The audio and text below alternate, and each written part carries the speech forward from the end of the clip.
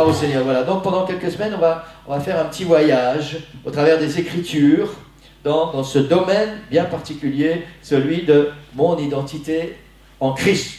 Amen. On va découvrir ensemble ce que devrait être notre identité en Christ et faire le point sur ce que nous sommes réellement et les changements à apporter dans nos vies pour être ce que Jésus attend de nous. Amen. Parce que la réalité, elle est celle-ci, Église. C'est que ce n'est pas parce que nous avons été baptisés au nom du Seigneur Jésus-Christ, ce n'est pas parce que nous avons reçu le Saint-Esprit, parce que nous sommes repentis et parce que nous proclamons être chrétiens que notre identité est Jésus-Christ. Nous pouvons proclamer ou faire croire autre chose que ce que nous sommes.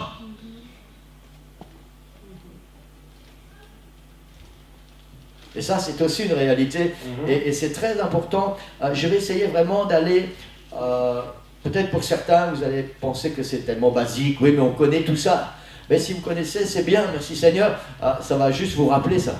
Et pour d'autres, peut-être, je l'espère en tout cas, on va découvrir ensemble vraiment des profondeurs. J'ai vraiment envie d'aller dans les profondeurs pour qu'on puisse bien comprendre, parce que ce domaine, mon identité en Christ, en réalité, c'est notre véritable vie. C'est notre véritable vie. Mon identité, c'est ce que je suis, là où je ne peux rien cacher, là où il n'y a pas de secret, c'est vraiment ce que Dieu voit. Et c'est ce qui est important, parce que ce que les gens voient, en fait, je ne vais pas dire on s'en moque, mais ce n'est pas important, parce que ce n'est pas à eux qu'on va rendre des comptes, c'est au Seigneur qu'on va rendre des comptes. Et l'important, c'est de savoir quelle est ma véritable identité, qu'est-ce que Dieu voit quand il me regarde. Amen. Vous savez, je peux vous faire croire plein de choses. Si ça se trouve, vous pensez que ouais, ce pasteur, c'est un bon pasteur, il est près du Seigneur, il lit sa Bible, et puis peut-être que la semaine, j'en ai rien à faire. Hein. Peut-être que la semaine, je suis un homme tout à fait différent de ce que vous croyez que je suis. Peut-être que j'ai une vie corrompue. Ça pourrait très bien être ça. Hein. Et quand je vous vois, quand je vous crois, je fais semblant d'être bien.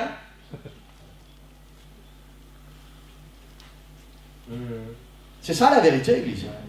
C'est ça la vérité. Notre véritable identité, ce n'est pas celle que les gens voient. En réalité, oui, on va voir plus tard. Parce que tôt ou tard, ceux qui nous entourent finissent par découvrir qui nous sommes vraiment.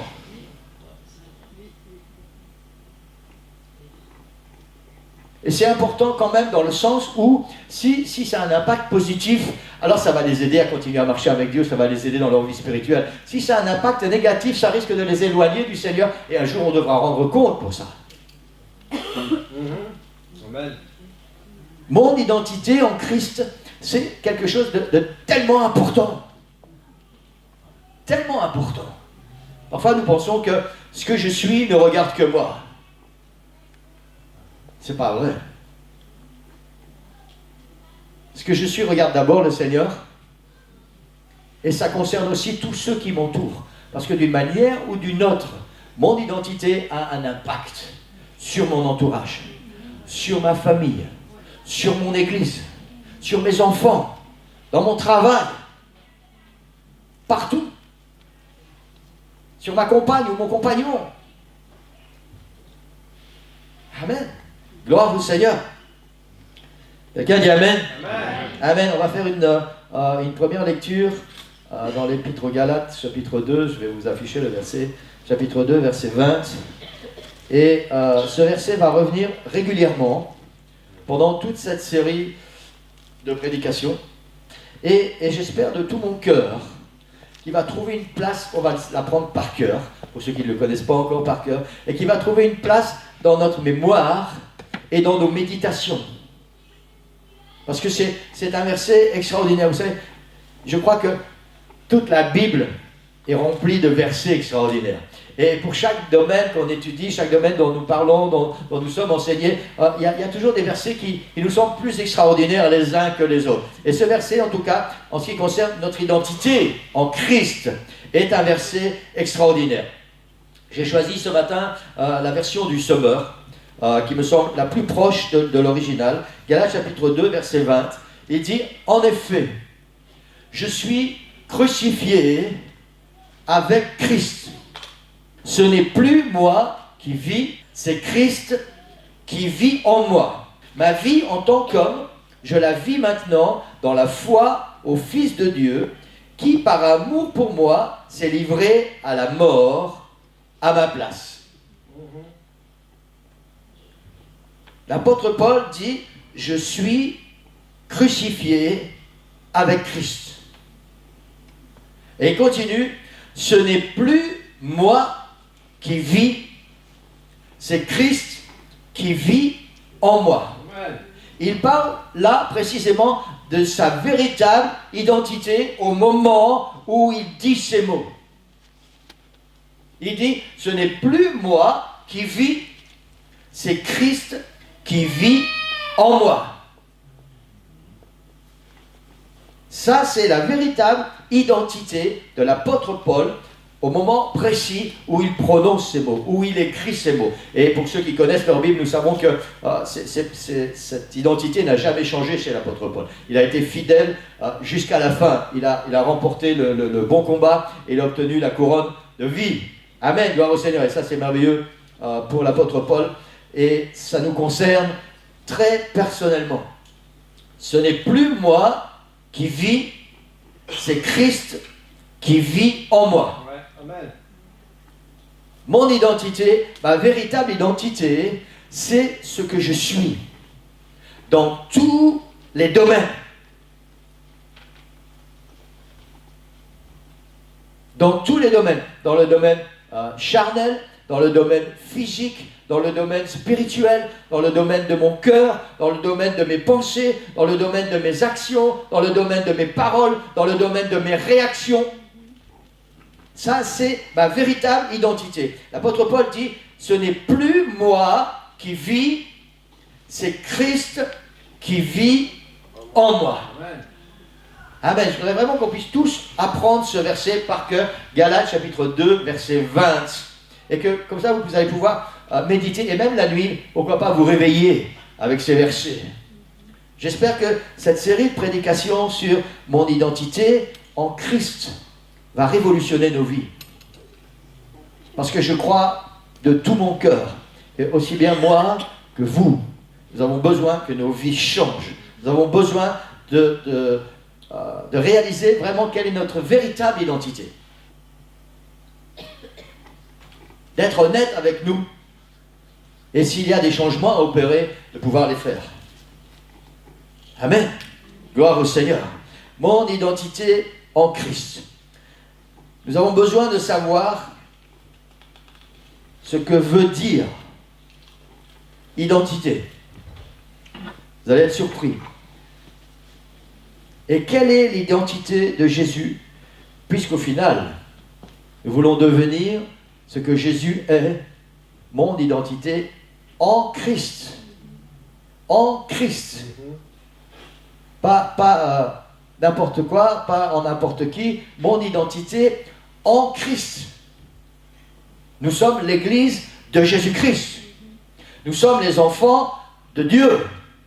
Et nous parlons ce matin de mon identité en Christ. Amen. Gloire au Seigneur. J'ai cherché dans le dictionnaire Larousse, c'est mon préféré. J'aurais pu prendre le petit Robert ou un autre, mais je préfère Larousse. Voilà, ça me rappelle ma couleur de cheveux quand j'étais jeune. C'est une petite vanne pour vous faire sourire. Voilà, si Sœur Nicole était là, elle était la chercher loin celle-là. Amen. Gloire au Seigneur. Identité. Les sœurs, vous êtes contents. Non féminin. Oui, même dans le dictionnaire, on parle de vous, les sœurs. Non féminin. Amen. Alors, la base du mot identité, dans le latin de base, c'est identitas. Donc, identité. Dans le latin classique, mot identité, ça veut dire idem, le même. Le même. Définition du mot identité. rapport que présentent entre eux deux ou plusieurs êtres ou choses qui ont une similitude parfaite. Nous parlons ce matin de mon identité en Christ. Définition. Rapport que présentent entre eux deux ou plusieurs êtres ou choses qui ont une similitude parfaite. Un exemple, identité de goût. On pourrait prendre plein d'exemples. Mais les mots qui nous intéressent, c'est la similitude parfaite. Autre définition du mot identité, caractère permanent et fondamental. Fait partie des fondements qui est là au plus profond de nous-mêmes. Caractère permanent et fondamental de quelqu'un, d'un groupe qui fait son individualité, sa singularité. Personne qui cherche son identité nationale. C'est très important, le caractère permanent et fondamental de quelqu'un. Ça veut dire ce que tu es réellement. Troisième définition, ensemble des données de faits et de droits qui permettent d'individualiser quelqu'un. Date et lieu de naissance, nom, prénom, filiation. C'est tout un ensemble de choses qui se rapportent à toi et qui permettent de t'identifier. C'est la définition de l'identité. L'identité de l'individu est en psychologie sociale la reconnaissance de ce qu'il est par lui-même ou par les autres. Je vais essayer d'expliquer ça. La reconnaissance de ce qu'il est par lui-même ou par les autres. Ça veut dire que notre véritable identité, c'est ce que nous savons nous-mêmes que nous sommes. C'est ce que je dis, c'est pas très bon en français, pas du très bon français, mais voilà, j'espère que tout le monde comprend ça. Mon identité, c'est ce que je sais au fond de moi-même être. Je peux cacher plein de choses, mais je sais au fond de moi qui je suis. Et il insiste, par lui-même ou par les autres. Ça veut dire qu'à moins que vous ne soyez quelqu'un qui vit dans les cavernes et vous n'avez aucun rapport avec personne. Les gens qui vivent avec vous régulièrement, au bout d'un certain moment, n'auront plus aucun doute sur votre véritable identité. Au bout d'un certain temps, vous pourrez dire des choses, mais ce que vous allez dire, ce que vous allez faire, ce que vous êtes, va peut-être dévoiler une autre identité, la véritable identité. Amen. Gloire au Seigneur. Par exemple, je vais prendre un exemple. Quand je suis à l'église, je pourrais donner, et j'espère que vous n'avez pas ce sentiment, parce que sinon, je vous trompe, mais involontairement. Je pourrais donner l'impression d'être quelqu'un de calme, tempérant, qui a beaucoup de patience. Si vous croyez ça, je suis désolé, je vous ai donné une mauvaise impression de qui je suis. Pour ceux qui me connaissent bien, c'est pas du tout mon identité, ça. Je ne suis pas quelqu'un de calme. Je dois toujours lutter. Ça va, mon amour? La petite fille qui me regarde avec des grands yeux. Je dois toujours lutter pour garder mon calme. Moi, je suis quelqu'un qui... Faut pas me chercher. Quand j'étais jeune, je ne cherchais pas à contrôler ça. Si tu me cherchais, tu me trouvais, c'est tout. Il ne fallait pas me chercher. Mais non, je sais que c'est pas bon, c'est pas ce que Dieu attend de moi. Donc je dois toujours lutter. Mais je sais au fond de moi que cette identité qui est là n'est pas l'identité de quelqu'un de calme.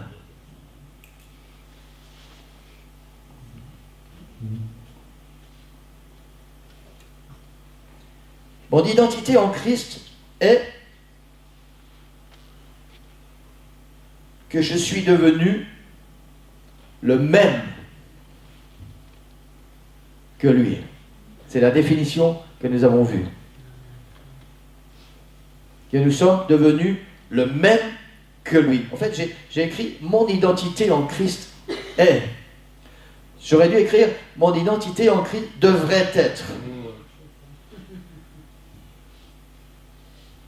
Que je dois devenir le même que lui, idem, le même, semblable. L'apôtre Paul dit, c'est le verset qu'on a lu tout à l'heure, ce n'est plus moi qui vis. Il dit, j'ai été crucifié, je suis crucifié avec Christ. Ça veut dire, je suis mort à un moment donné dans ma vie, je suis mort.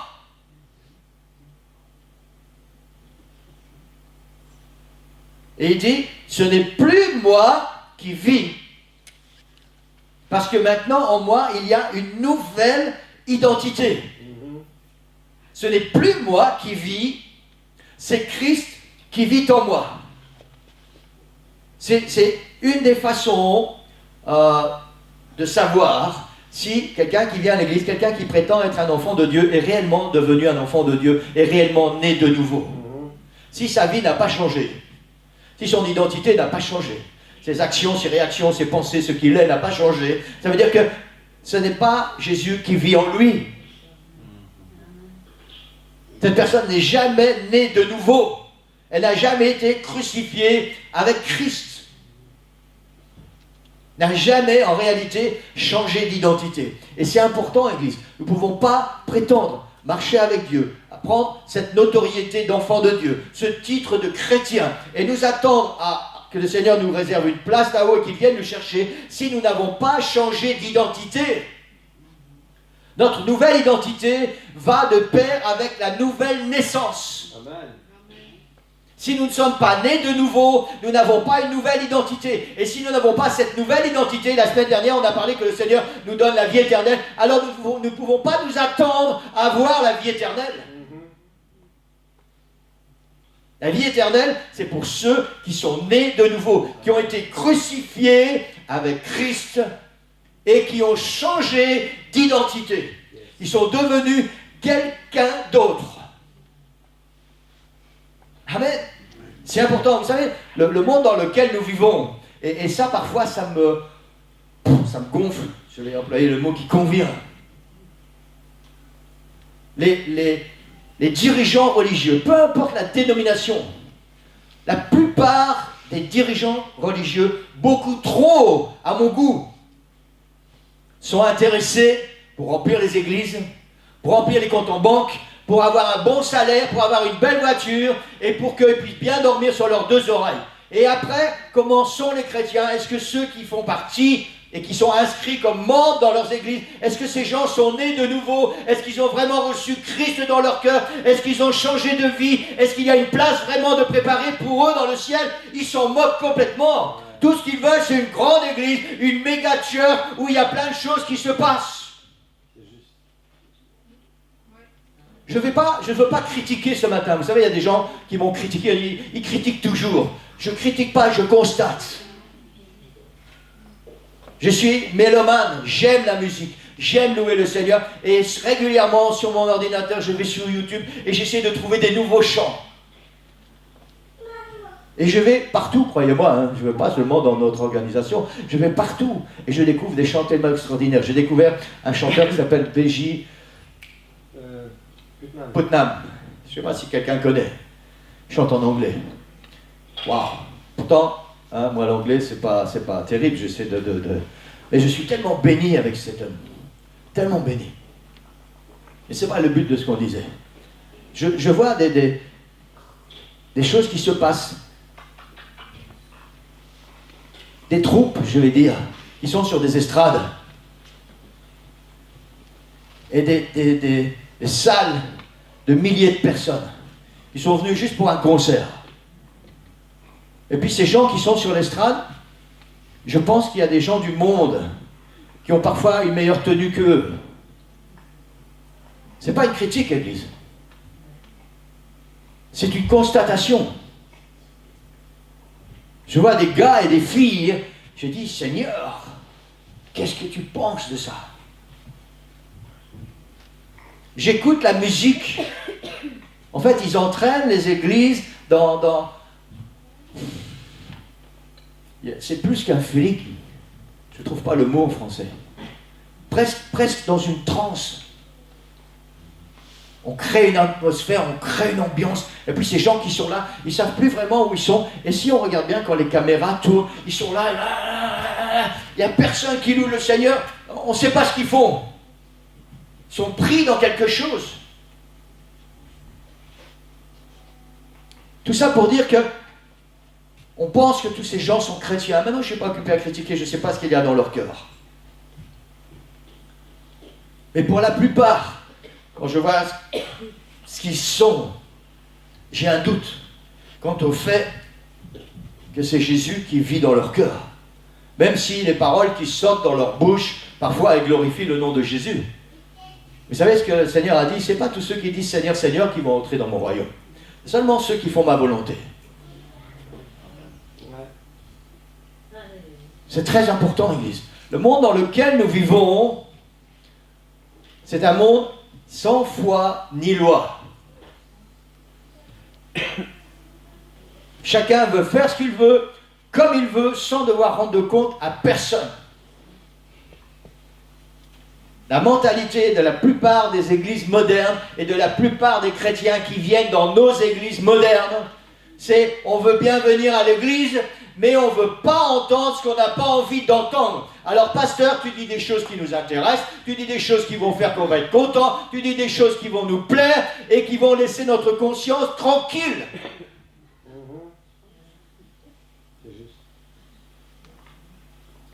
Pasteur, j'ai pas envie que tu me dises que je dois naître de nouveau, que ma vieille nature doit être clouée sur la croix avec le Seigneur Jésus-Christ et que c'est Jésus qui doit vivre en moi, que je dois penser comme Jésus, que je dois aimer ce que Jésus aime, que je dois faire ce que Jésus voudrait que je fasse. J'ai pas envie que tu enseignes ça, pasteur. Nos églises sont remplies de chrétiens qui pensent ça. En réalité, ça veut dire qu'ils ne sont jamais nés de nouveau. Ça veut dire que leur identité n'est pas en Christ.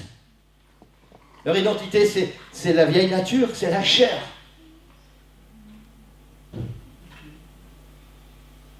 Ce n'est pas une critique, Église. Ouvrez vos yeux et soyez réalistes quand vous regardez quelque chose, quand vous écoutez quelque chose. Vous savez, l'important, ce n'est pas tout ce phare qu'on met devant vos yeux, hein. Tout se tape à l'œil. Waouh! Si vous saviez le nombre de fois où j'ai entendu, oui, mais il loue le nom de Jésus.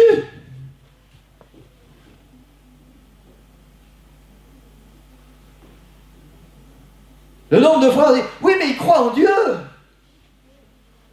Vous savez quoi? Satan aussi croit en Dieu, hein. La Bible dit que lui, il tremble. Il croit en Dieu, mais il tremble. Parce que son identité, c'est certainement pas Jésus-Christ.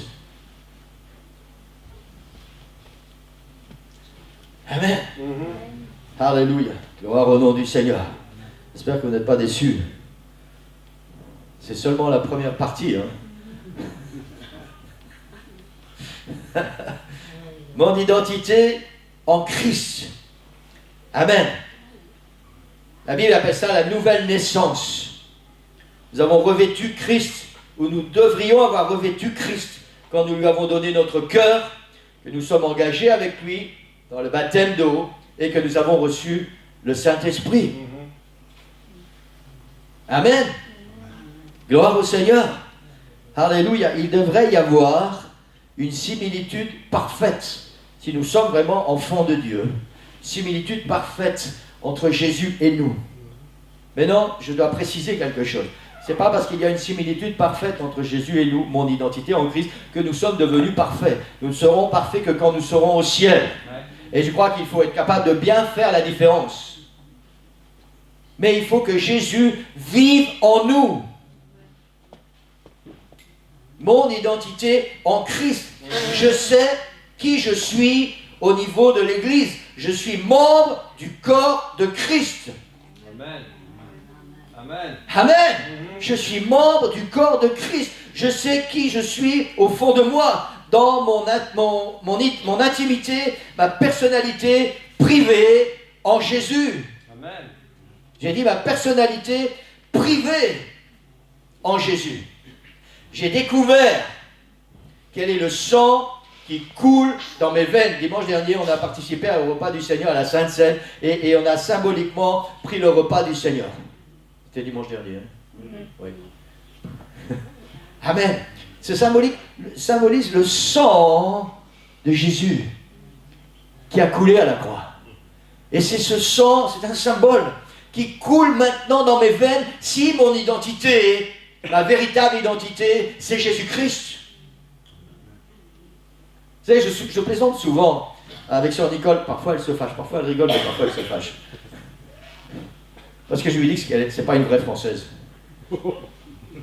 Parce qu'elle est née en France. On lui a donné un papier où c'est marqué nationalité française. Mais je lui dis, t'es pas française. Tes parents, c'est des Polonais, des vrais Polonais de Pologne. Le sang qui coule dans tes veines, c'est du sang polonais. C'est pas du sang français. Et elle n'est pas contente. Hein. Elle dit, non, je suis française. Mais je dis ça juste pour la taquiner un peu. Amen. Mais ma véritable identité, c'est quoi? J'espère que ça ouvre vos horizons, ça ouvre votre esprit. Ma véritable identité, c'est quoi? C'est qui je suis réellement. Réellement. Vous savez, Jean-Luc, il a pris la nationalité belge. Et sa véritable identité, c'est quoi? C'est pas belge, c'est français. Ça, c'est sa vraie identité. Pour ceux qui ont changé de nationalité, Laurent, il a changé aussi de nationalité. Laurent est devenu belge. Maintenant, il est parti habiter en Suède. Et c'est quoi sa véritable identité? C'est le sang qui coule dans ses veines. C'est ce qu'il a reçu. Mon identité en Christ.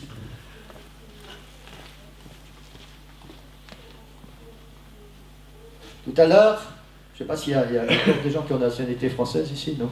Evelyne, tu es naturalisée belge aussi? Vive la France. Tout à l'heure, je vais aller voter. Et... Pardon? Je vais essayer. Honnêtement, je ne suis pas encore sûr. Je suis pas encore sûr de savoir pour qui je vais voter. Mais voilà. Tout à l'heure, je vais aller voter pour le prochain président de la République française. Et pour aller voter, je vais devoir présenter ma carte d'identité. Vous avez déjà vu une carte d'identité française, non? Vous l'en avez? Ça ne va pas vous avancer à grand-chose. Elle est plus grande que les autres. Voilà. Qu'est-ce que c'est dit? Elle est plus grande que les autres. Oui, parce que les Français ont des grandes bouches. Voilà, ça ne change pas grand-chose. Profitez, parce que vous n'avez pas trouvé beaucoup d'églises où on permet ce genre de choses. Amen. Et vous savez quoi? Sur ma carte d'identité, c'est marqué mon nom, mes prénoms. Pour ceux qui ne savent pas, non, je ne vais pas vous le dire, vous allez rigoler. Il faut le dire. Non, j'allais vous dire mon deuxième prénom, mais non. Il y a le sexe, lieu de naissance, date de naissance, ma taille. En réalité, ils sont trompés de 1 cm. Et sur l'ancienne carte d'identité, il y avait même la couleur de mes yeux. Maintenant, c'est supprimé parce que, avec les nouvelles choses qu'on fait, vous pouvez changer la couleur de vos yeux comme vous voulez. Ça, c'est ce qui est écrit sur ma carte d'identité. C'est les détails qui, semble-t-il, font mon identité. Mais la vérité, c'est que mon identité, c'est pas seulement ça. C'est pas seulement ce qui est écrit sur ce morceau de plastique. En réalité, sur ma carte d'identité belge, c'est écrit la même chose. Enfin, ma carte de résident. C'est écrit la même chose. Il y a les mêmes détails par rapport à mon identité. Mais mon identité, ce n'est pas seulement cela. C'est ce que je suis au plus profond de moi, dans mon cœur. Et vous n'allez pas être surpris si je vous dis que mon identité, c'est que je suis français. Et la plupart du temps, fier de l'être. Pas toujours. Parce que parfois, il se passe des choses dans mon pays que je ne suis pas fier. Mais je suis fier d'être qui je suis. Ce n'est pas seulement un morceau de papier qui donne des détails sur mon physique. Mon identité, c'est que je suis français. L'identité de Sœur Linda, je ne sais pas si vous êtes naturalisé belge, mais c'est que vous êtes italienne. Vous avez raison, on doit être fier de qui nous sommes. Mais ça n'est pas tout. Ça n'est pas tout. Mon identité, c'est aussi et principalement ce que j'ai reçu en héritage par mes parents, mes grands-parents, mes arrière-grands-parents, en particulier au niveau génétique. La couleur de ma peau, la couleur de mes cheveux, en tout cas quand on est plus jeune, arrivé à un certain temps, on a tous la même couleur. La couleur de mes yeux, mes préférences au niveau de la musique, des aliments, des couleurs, des animaux. Ma véritable identité, c'est aussi si par exemple, je préfère le froid que le chaud, si je préfère aller à la montagne ou si je préfère aller à la mer, c'est ce qu'il y a au plus profond de moi, c'est ce qui fait que je suis qui je suis. C'est ça ma véritable identité. C'est pas tellement ce qui est marqué sur un morceau de papier, c'est ma vraie nature. C'est ce qu'il y a au plus profond de moi. Amen. Mais c'est toujours pas terminé, il y a encore. Mon identité, c'est aussi ce que j'ai choisi de devenir.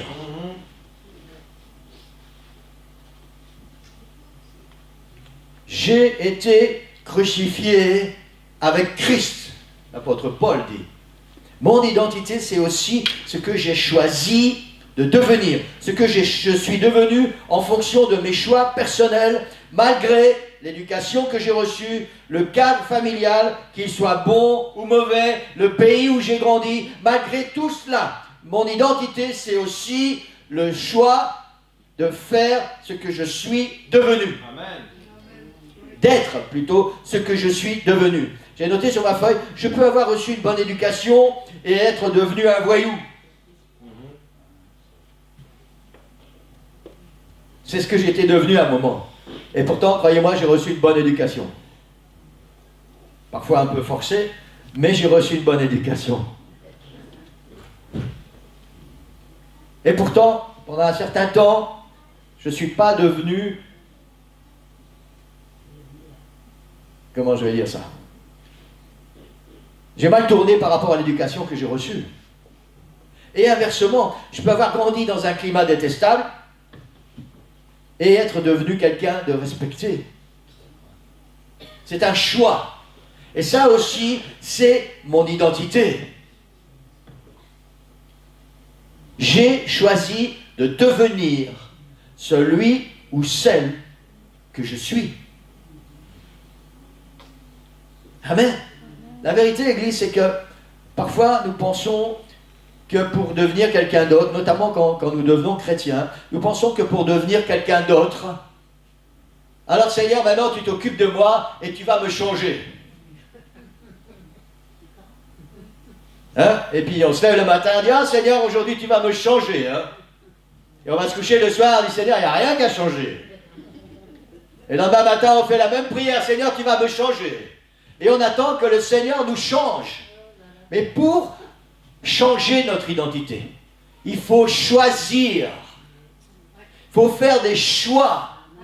Pour devenir, d'abord il faut choisir qui nous voulons devenir. Est-ce que nous voulons une identité en Christ?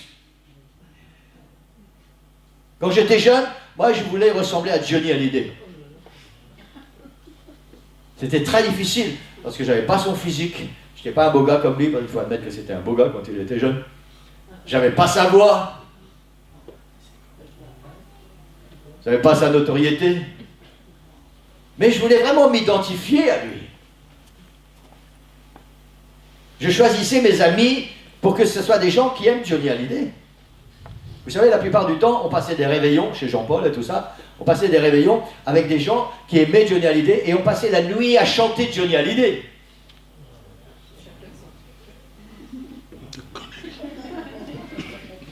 On a amené une famille à l'église, le parrain et la marraine d'Annelise sont devenus nos amis, et puis après on les a amenés à l'église, et elle, Jojo, c'était aussi une fan de Johnny Hallyday.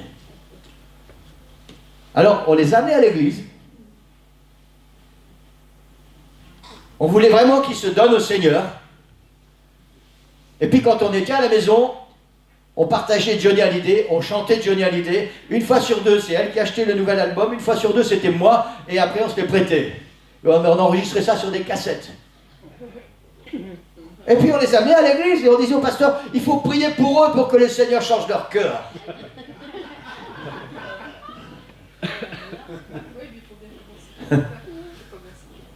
Oui, voilà, il faut commencer quelque part.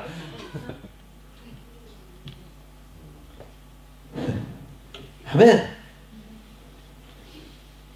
Mon identité, c'est ce que je suis au fond de moi et ce que ceux qui m'entourent voient. Ça, c'est ma véritable identité. C'est la première prédication, parce que je crois que c'est important. On va parler de mon identité en Christ, mais si nous ne savons pas ce que ça veut dire, identité. Alors tous ces messages qui vont venir après vont servir à rien parce qu'ils vont nous emmener nulle part. Mon identité, c'est ce que je suis au fond de moi. Je peux faire croire que je suis quelqu'un de bien, mais si mes paroles et mes actions sont contraires, personne ne va se tromper sur ma véritable identité. Amen. Amen.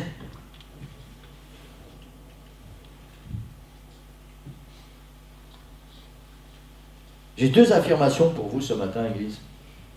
La première, c'est celle-ci. Il ne servira à rien de parler pendant des semaines, voire des mois, de mon identité en Christ, si je ne sais pas quelle est mon identité.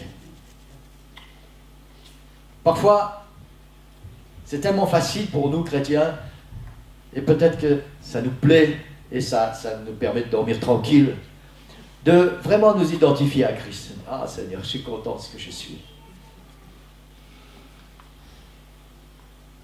La vérité, c'est que si nous ne prenons pas le temps de nous arrêter pour savoir qui nous sommes réellement, parce que vous savez, parfois, ce que nous pensons être et ce que nous sommes sont deux personnages différents. Et nous, on n'aime pas entendre ça. Mais c'est tellement souvent la réalité. Donc ça ne servira à rien pendant des semaines de parler de mon identité en Christ si je ne sais pas quelle est mon identité. C'est quand je vais vraiment aller au fond de moi, honnêtement, sincèrement, et peut-être découvrir qui je suis vraiment. Alors va pouvoir naître ce désir, Seigneur, je veux être qui tu es. Amen. Et le deuxième point important, et ça va commencer à partir de dimanche prochain, c'est que ça ne sert à rien de parler de mon identité en Christ si je ne sais pas qui est celui à qui je veux ressembler. Amen. Si je ne sais pas quelle est l'identité de Jésus. Amen. Ouais. Amen. C'est très important, Église. Peut-être que la plupart d'entre nous, ce matin, on va dire, mais moi, je sais qui je suis. Je me connais bien moi-même.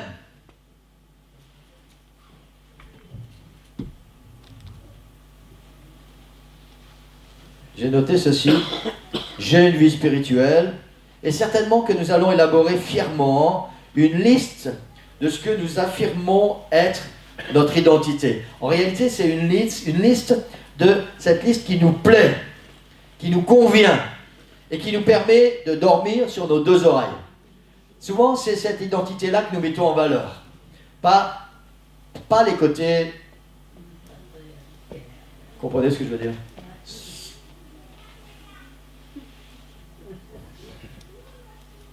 On préfère une liste de ça c'est bien, je suis bien comme ça, hein, ça c'est bien dans ma vie, ça c'est bon dans ma vie, ça c'est ce que je dois présenter.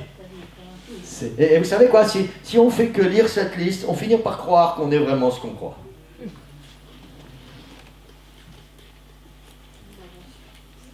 Exactement.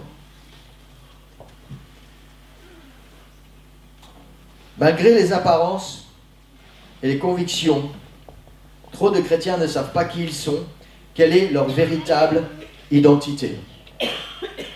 Ça, c'est une certitude, Église. Trop de chrétiens ne savent pas qui ils sont.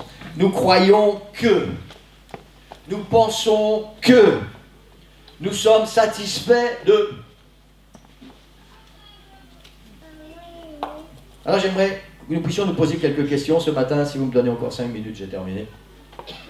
À quand remonte la dernière fois où je me suis vraiment remis en question sur qui je suis? La dernière fois où j'ai vraiment pris mon identité au sérieux. J'ai arrêté de croire ce que je crois. Et j'ai pris le temps de réfléchir sur qui je suis réellement. Amen. À quand remonte la dernière fois où j'ai pris du temps dans la prière et j'ai demandé au Seigneur de sonder mon cœur et de me révéler vraiment qui je suis et non qui je crois être.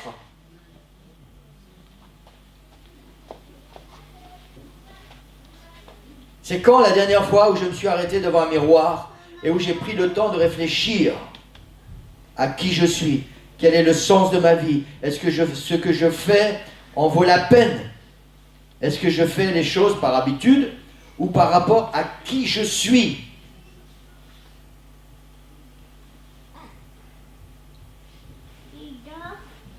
Alors il y a une autre question qui s'impose à mon esprit. Est-ce que je suis vraiment qui je suis? Et je crois personnellement que ça vaut la peine de réfléchir, Église. Vous savez, on peut parler de notre identité en Christ autant qu'on veut. Si ce que nous pensons de nous-mêmes nous met sur un piédestal, on n'a pas vraiment besoin de changer. On n'a pas besoin de dire, Seigneur, je veux être qui tu veux que je sois. Parce que nous pensons que nous sommes déjà tellement quelqu'un de bien. On n'a plus besoin du Seigneur.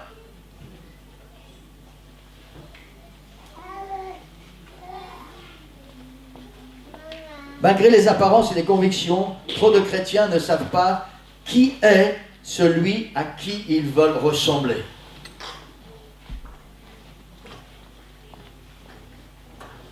Soyez curieux. Parlez aux gens autour de vous et demandez-leur qui est Jésus pour toi.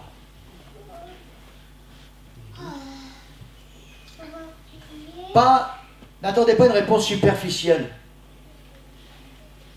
Essayez qu'on vous donne quelque chose de profond. Que les gens aillent chercher au fond d'eux-mêmes qui est Jésus pour eux. Et vous allez être surpris. La plupart des chrétiens ne savent pas qui est Jésus. Réellement.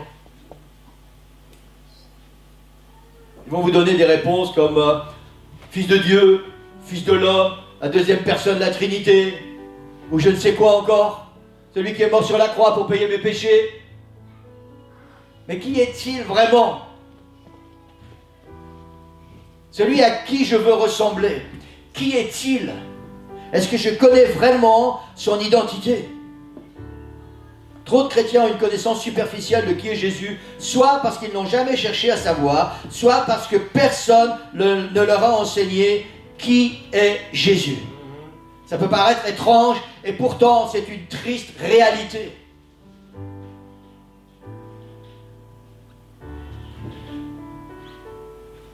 Quand Jésus faisait la causette avec la femme samaritaine au bord du puits,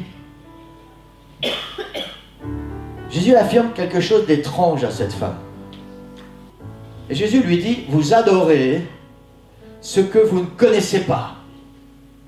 Waouh! La femme samaritaine est en train d'argumenter avec Jésus. D'abord, elle lui dit, ouais, mais attention, toi, tu es juif, tu ne peux pas parler avec moi, samaritaine. Hein? Parce qu'ils n'avaient pas des bons rapports, les juifs et les samaritains. Vous savez, peut-être que vous ne savez pas ça, mais les juifs pensaient que les samaritains, c'était des bâtards, hein, dans le sens propre du mot. Je suis allé regarder dans le dictionnaire avant d'utiliser ce mot ce matin. C'est-à-dire des juifs illégitimes. Ils n'avaient aucun rapport avec eux. Et les juifs prenaient vraiment les samaritains pour des moins que rien, pour des chiens. Jésus arrive à ce puits, il voit cette samaritaine, il dit, donne-moi à boire. Il dit même pas s'il te plaît, hein. Donne-moi à boire. Et cette femme, elle commence à parler, voilà, avec Jésus. Et Jésus dit, vous adorez ce que vous ne connaissez pas. Et pourtant, si vous connaissez votre Bible et que vous savez la suite de l'histoire, cette femme parle avec Jésus de certaines choses qui concernent la loi. Et elle connaissait quand même certaines choses. Et pourtant, Jésus lui dit, vous adorez ce que vous ne connaissez pas.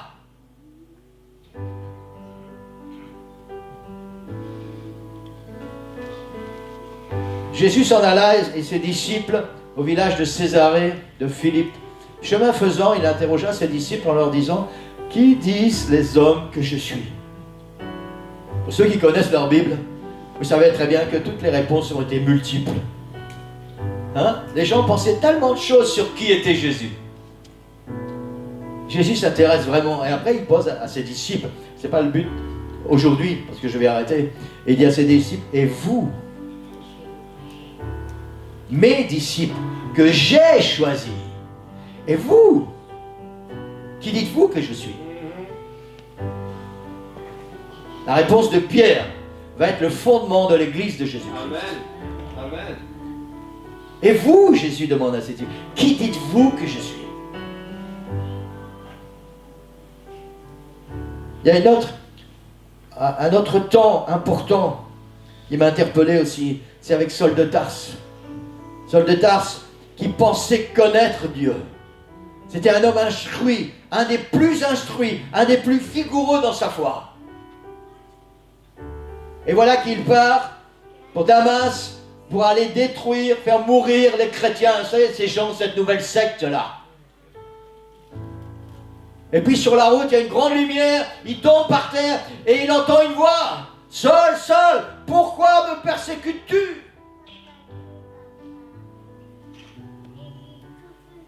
Et la question de Paul, c'est celle-ci, de Saul de Tarse, c'est qui es-tu, Seigneur? Nous savons maintenant, nous, parce que nous avons connaissance de l'histoire, que l'apôtre Paul a découvert qui est Jésus.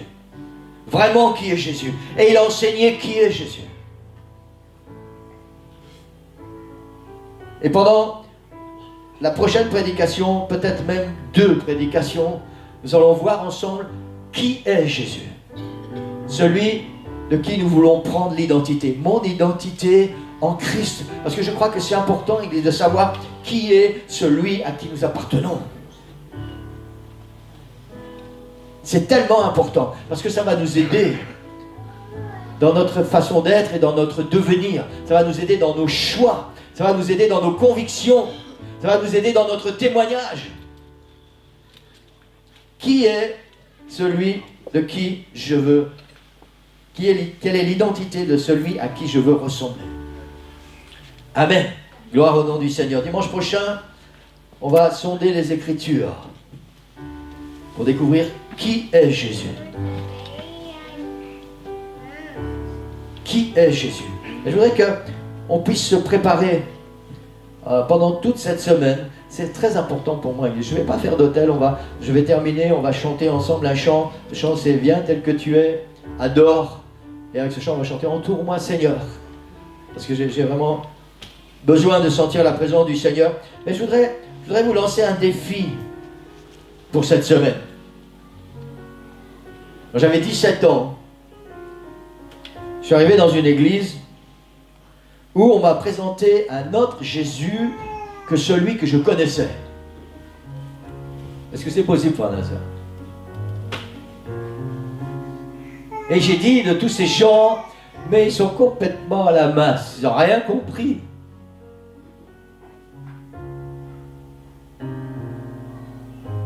Et parce que mon cœur était sincère. Parce que vous voyez, j'étais quelqu'un d'entier. Et si tu me cherches, tu me trouves. Et c'est pareil avec le Seigneur. Si tu me cherches, tu me trouves. Et mon cœur était entier avec le Seigneur. Le Seigneur m'a cherché et j'ai fait tous mes efforts pour que le Seigneur me trouve. Alors j'ai cherché vraiment à savoir quelle était vraiment l'identité de ce Jésus.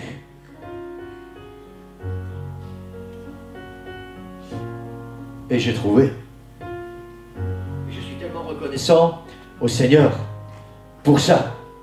Et pour cette semaine, je voudrais vous lancer ce petit défi. Est-ce que vous pouvez prendre le temps de réfléchir à ce qu'on a vu ce matin? Prendre le temps. Je vous promets que ça vaut vraiment la peine. Peut-être si vous avez des plans de lecture ou des programmes déjà préparés pour votre vie spirituelle pour cette semaine, peut-être ça vaut la peine de mettre ça en pause, en stand-by pendant quelques jours. Pour réfléchir à ce qu'on a entendu ce matin. Prendre le temps pour laisser le Saint-Esprit sonder nos cœurs, nous révéler qui nous sommes vraiment, où nous en sommes vraiment dans notre vie spirituelle, quelle est ma véritable identité actuelle, pas celle que je crois, la vraie, celle que Jésus va me révéler. Cette vraie personnalité, ce vrai homme, cette vraie femme que je suis en réalité. Amen. Parce que c'est important, Église. Parce que le Seigneur ne pourra jamais changer nos vies si nous ne sommes pas honnêtes avec nous-mêmes. Nous pouvons avoir tous les désirs du monde, mais nous devons être honnêtes avec nous-mêmes.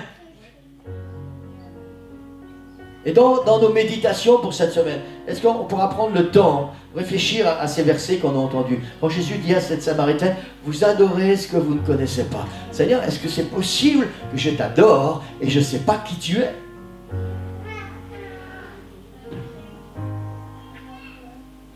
Est-ce que c'est possible? Qui es-tu, Seigneur?